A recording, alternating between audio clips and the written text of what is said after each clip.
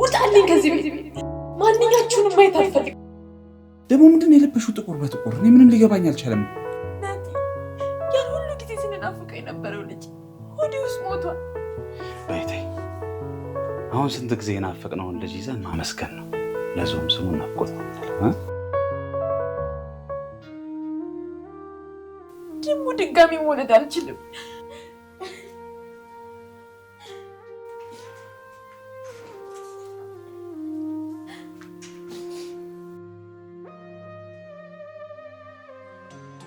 ሜቲ መውለድ አትችልም። እኔ ግን ልለያት አልችልም።